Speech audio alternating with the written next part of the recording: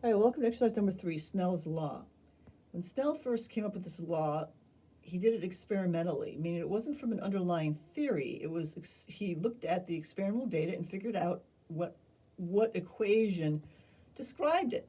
Now later on, when we developed the wave equation and Maxwell's four equations, then we're able to derive Snell's law from those. So what we're going to do is something similar to what Snell did. He did experiments with refraction tanks and such not. So here's our little refraction tank, and I filled it with water, as you can see. I'm going to put one pin right in the middle here before we start out, and that'll be the pin that we're going to look through. We're going to relate everything to that pin. Now, before I start drawing anything or putting other pins in it, what I do have to do is draw the line, or basically draw an outline of the entire tank. So, especially this line right here, very, very, very, I don't want to move the tank while I'm doing this. And I'm going to go all the way around like this.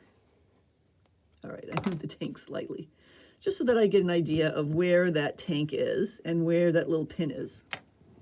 Then we're going to first look what happens to see what we're going to look for. So I'm going to put the iPad down like this and take a little brush, and I'm going to put the brush on the curved side.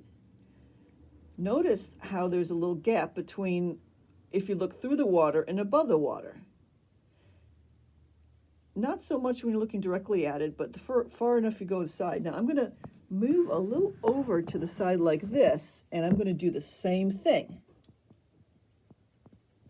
Notice how that the gap is a little bigger, that it's further away from it. If you look underneath the water, it's in a different place than above the water.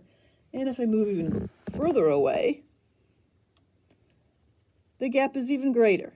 So it looks like something's going on, and when you look through the water, the light isn't going straight through. It's doing something weird, and that's called refraction. So refraction is simply the bending of light when light hits a different medium.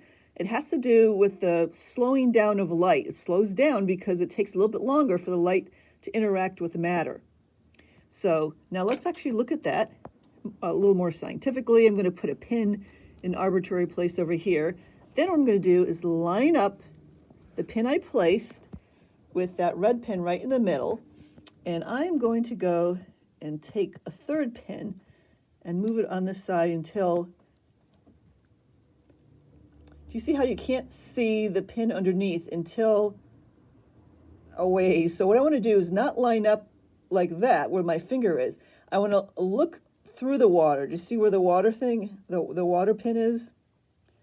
Okay, so it looks like it's not lined up, but if you look at this pin right here, it doesn't look like it's lined up with these two pins.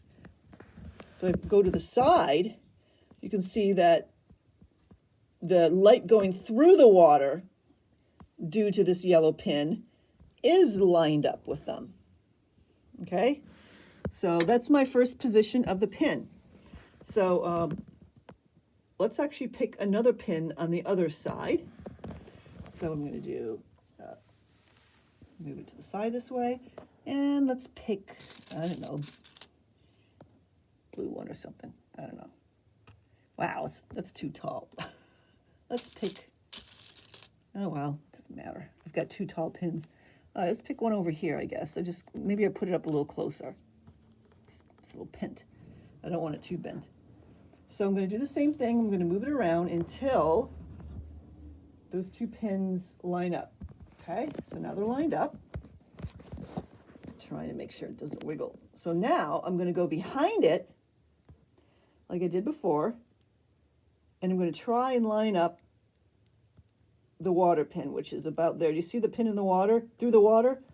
So focus on the lower pin in the water, and I have to line that up with these two. It looks like it's right there. Okay. See how those three pins line up? The image through the refracted pin, and the real image is the red and green pin. Now, of course, the one that you can see on top of the water is through the air, but we're interested in the refracted ray, which is through the water. So that's my second position. Similarly, I'm going to place 2 more pins, and then we're going to start taking data.